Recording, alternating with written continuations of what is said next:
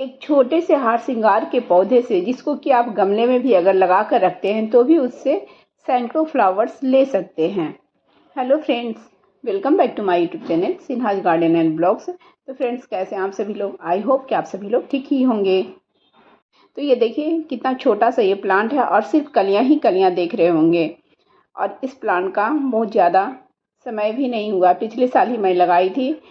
Grow bag में था वो और किसी ने मुझे गिफ्ट में दिया था। और पिछले साल ज़्यादा फ्लावरिंग नहीं हुई थी, मतलब एक एक फ्लावर्स खिलते रहते थे। लेकिन इस बार इसमें सिर्फ कलियां ही कलियां बनी हुई है, हर जगह सिर्फ कलियां हैं। प्लांट भी बहुत बड़ा नहीं है और पॉट भी बहुत बड़ा नहीं है, और एक साल ही हुए मुझे इसको लगाए हुए। तो ये देखिए कितनी अच्छी कलियां बनी हुई है। तो कलियों को देखकर ही आप लोग अंदाज़ा लगा सकते हैं कि कितनी फ्लावरिंग इसमें हो रही होगी, क्योंकि फ्लावर्स तो इसके सुबह में ही गिरने लग जाते हैं। और मैं मॉर्निंग में ही आजकल पूजा करती हूँ, तो मॉर्निंग में ही तोड़ भी लेती हूँ। कार्तिक के महीने में सुबह में तुलसी जी की पूजा की जाती है, और ये जो फूल होते हैं विष्णु भगवान को बहुत ही प्रिय होते हैं। तो अभी मैं जल्दी ही पूजा करती हूँ, तो जल्दी ही फ्लावर्स तोड़ लेती हूँ और वीडियो नहीं बना पाती हूँ। एक दिन मैंने वीडियो भी बनाई थी अंधेरे में ही, लेकिन वो वीडियो शायद डिलीट हो गया मुझसे। लेकिन इनमें ब्लूमिंग हो रही है, तो कलियों को देखकर आप अंदाज़ा भी लगा सकते हैं कि इनमें ब्लूमिंग हो रही होगी ही। लेकिन जैसे जैसे समय आगे हो रहा है तो इसमें कलियां की मात्रा बढ़ती जा रही है, तो आगे और मुझे ज़्यादा से ज़्यादा फ्लावर्स मिलेंगे। जैसे कि अभी कुछ दिन तक मुझे लगभग 6-7 ऐसे फ्लावर्स मिल रहे थे, 8-9 ऐसे भी मिल रहे थे। लेकिन अब इनमें और बहुत ही ज़्यादा फ्लावर्स मिलेंगे। देखिए प्लांट कितना बड़ा है, बहुत ही छोटा प्लांट है, ज़्यादा बड़ा भी नहीं है। छोटे से प्लांट से हम अधिक से अधिक फ्लावर्स कैसे लें? तो हमें इसके लिए ज़्यादा नहीं, थोड़ी सी केयर करनी पड़ती है। थोड़ी सी केयर कर कर हम एक छोटे से हार श्रृंगार के पौधे से बहुत सारे फ्लावर्स ले सकते हैं। तो हार श्रृंगार के पौधे से, जो कि आप गमले में लगा कर रखें, अधिक से अधिक फ्लावर्स लेना चाहते हैं तो अगस्त के महीने से ही इसकी केयर करना शुरू कर दें। केयर में क्या क्या करने चाहिए, कौन कौन से खाद दे सकते हैं, चलिए वो भी मैं आगे बताती हूँ। सबसे पहले तो इस प्लांट को आप ऐसी जगह पे रखें कि देख लें कि दोपहर की धूप ना लगे, क्योंकि इसमें अगर अधिक धूप लगती है तो इसके लीफ जो हैं, इसकी जो पत्तियां हैं, इस तरह से पीली होने लगती है और भी अधिक पीली हो जाती है। तो इसको दोपहर वाली धूप से बचाएं। लेकिन सुबह के अगर 12 बजे तक के धूप मिल जाते हैं इस प्लांट को, तो बहुत ही अच्छा इस प्लांट के लिए है। लेकिन ऐसा तब तक करें जब तक कि गर्मी थोड़ा ज़्यादा हो, ज़्यादा तेज़ धूप हो तब तक। लेकिन जैसे जैसे सर्दियाँ बढ़ेगी वैसे वैसे इसको आप फुल सनलाइट में रखें, तभी इसमें अच्छी ब्लूमिंग होगी। जैसे जैसे मौसम में ठंडापन आने लग जाता है, इसकी पत्तियाँ खुद से ग्रीन होना शुरू हो जाती है। जैसे देख रहे होंगे नीचे की ग्रीन ग्रीन है, तो वो सब बारिश के दिनों में पत्तियाँ इसकी बिल्कुल ग्रीन ग्रीन हो गई थी, और उसके पहले भी जल गई थी, या फिर बाद में भी थोड़ा तेज़ धूप हुआ तो इसकी पत्तियाँ इस तरह से पीली होने लग गई। और उसके बाद इसमें कौन कौन सा काम करें? तो सबसे पहले तो इसकी प्रूनिंग बहुत ही ज़रूरी है। प्रूनिंग करेंगे तभी ये प्लांट बुशी होगा। जितना ये प्लांट बुशी होगा उतनी ही अधिक इसमें कलियां आएगी। प्रूनिंग करने का समय, अगर आपने पहले प्रूनिंग नहीं की है तो अगस्त के शुरुआत में ही प्रूनिंग कर लें। और मैं तो ऐसे इसकी प्रूनिंग मार्च में ही कर दी थी। ऐसे भी मेरा ये प्लांट छोटा था, फिर भी मैंने मार्च में प्रूनिंग कर दी थी कि प्लांट पहले से ही बुशी हो जाए। और उसके बाद इसकी मिट्टी को गुड़ाई करें। गुड़ाई करने के बाद इनमें खाद बहुत ज़रूरी है देना, तभी इनमें ब्लूमिंग होगी अच्छी। ऐसे तो ब्लूमिंग होगी लेकिन बहुत थोड़ी होगी, और हम कुछ खाद देंगे तभी इनमें अच्छी ब्लूमिंग होगी। और मैंने इसकी केयर की वीडियो भी डाली है। मैं तो थोड़ा लेट केयर की थी।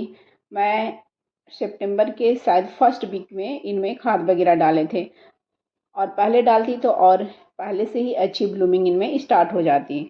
और उसके बाद इसमें एक बार अच्छे से ठोस खाद डालें। लिक्विड बाद में डालें, पहले एक बार ठोस डालें। ठोस में आप क्या डाल सकते हैं? जैसे कि आप किचन वेस्ट कंपोस्ट डाल सकते हैं, वर्मी कंपोस्ट डाल सकते हैं, गोबर की खाद भी डाल सकते हैं। जो आपके पास अवेलेबल हो वही डालें। गोबर की खाद सिर्फ डालेंगे तो उसके साथ साथ कुछ और भी डालें तो ज़्यादा बेटर रहेगा। जैसे कि वर्मी कंपोस्ट या kitchen waste compost. Kitchen waste compost इसके लिए बहुत ही अच्छा खाद है, क्योंकि किचन वेस्ट कंपोस्ट हम लोग घर में बनाते हैं तो उसमें सब्जियों के छिलके, फलों के छिलके सभी कुछ डालते हैं, तो उसमें सारे पोषक तत्व मौजूद होते हैं। इसलिए किचन वेस्ट कंपोस्ट ज़्यादा फ़ायदेमंद है। और गोबर की खाद डालें भी तो ज़्यादा नहीं डालना चाहिए, इसलिए मैं सारे को मिक्स करके डालती हूँ ताकि प्लांट को सारे न्यूट्रिएंट्स मिल सके। और अगर अभी भी आपके प्लांट में अच्छी ब्लूमिंग नहीं हो रही है, कलियां बनना स्टार्ट नहीं हुई है या बन रही है तो कम बन रही है, तो मेरी वीडियो पहले वाली देख सकते हैं और उस तरह से अभी भी इसमें केयर कर सकते हैं, खाद वगैरह डाल सकते हैं। केमिकल फर्टिलाइज़र अगर आप डालना चाहें तो डीएपी के 2-4 दाने, पॉट के अकॉर्डिंग 6 इंच का पॉट है तो 6 दाने, 10 इंच का पॉट है तो 10 दाने डाल सकते हैं। और अगर आपके पास पोटास हो तो वो भी आधा चम्मच से कम थोड़ा डाल सकते हैं। तो मैंने उसमें कौन कौन से खाद डाले थे आप चाहे तो देख सकते हैं, क्योंकि एक छोटा सा प्लांट है और बहुत सारी कलियां बनी हुई है, तो आप चाहे तो देख सकते हैं जाकर। तो एक बार इस तरह से डीप गुड़ाई करें प्लांट को और अच्छे से खाद डालें और उसके बाद फिर कम से कम 20 दिन 25 दिन तक कोई भी खाद नहीं डालें और उसके बाद फिर डाल सकते हैं इसमें लिक्विड फर्टिलाइज़र। लिक्विड फर्टिलाइज़र में आप सरसों की खली का लिक्विड फर्टिलाइज़र डाल सकते हैं, केले के छिलके का लिक्विड फर्टिलाइज़र बनाकर आप डाल सकते हैं। इसमें मैंने सितंबर 1 में डाला था वो सब खाद, उसके बाद मैं इसमें एक बार सरसों खली का लिक्विड फर्टिलाइज़र डाली हूँ, उसके बाद और कुछ भी नहीं डाली हूँ। तो अब मैं इसमें फिर से एक बार सरसों खली का लिक्विड फर्टिलाइज़र डालने वाली हूँ और बनाना पिल्स का लिक्विड फर्टिलाइज़र भी कुछ दिनों बाद डालूंगी, मतलब कि 15 दिन के अंतर पे आप डाल सकते हैं। सरसों खली का लिक्विड फर्टिलाइज़र मैंने बना कर रखा हुआ है, सिर्फ इसकी मिट्टी को गुड़ाई करनी है और उसके बाद इनमें खाद डालनी है। इसकी पत्तियों में कीड़े भी लग जाते हैं तो नीम ऑयल का स्प्रे करते रहें और मुझे नीम ऑयल का स्प्रे करना भी है। ये देखिए इनमें बहुत सारे बीट्स भी उगाए हैं, जैसे कि ये साग वगैरह है, तो ये साग है गन्हारी साग, तो इसको मैं निकाल लूँगी, इसलिए मैं खाद ऐसे नहीं डाली हूँ, निकाल लूँगी। और हल्की हल्की गुड़ाई हमें करनी है। अब इसके रूट्स को थोड़ा भी अभी हमें डिस्टर्ब नहीं करना है, अगर ज़्यादा गुड़ाई करेंगे तो इसके रूट्स डिस्टर्ब हो जाएंगे और ये प्लांट अभी फुल ब्लूमिंग पे है, इसलिए हमें हल्की हल्की गुड़ाई करना है। और उसके बाद इसमें सरसों खली का लिक्विड फर्टिलाइज़र मुझे डालना है, तो ये जो ब्लूमिंग है और होती रहेगी, कलियाँ और बनती रहेगी। तो इस तरह से इसके फ्लावर्स होते हैं जो कि बहुत ही सुंदर लगते हैं देखने में भी और विष्णु भगवान को बहुत ही प्रिय हैं। तो वाइट कलर में और ऑरेंज कलर में इस तरह से इसके फ्लावर्स होते हैं। वाइट कलर में फ्लावर्स होते हैं और ये डंडी होती है जो ऑरेंज कलर की होती है, जो कि विष्णु भगवान को बहुत ही प्रिय है। और इसके फ्लावर्स जैसे ही खिलते हैं, यानी कि जैसे इसके फ्लावर्स तो रात में खिलते हैं, तो रात में वातावरण में बहुत ही सुंदर खुशबू फैल जाती है, भीनी भीनी खुशबू फैल जाती है। तो आप भी अपने हार श्रृंगार प्लांट्स को इस तरह से केयर करें। अगर इस तरह से केयर करेंगे तो छोटे से प्लांट में भी बहुत ही अच्छी ब्लूमिंग स्टार्ट हो जाएगी। तो फ्रेंड्स, मेरी वीडियो अगर अच्छी लगी हो तो प्लीज़ मेरी वीडियो को लाइक करें, शेयर करें एंड कमेंट्स करें।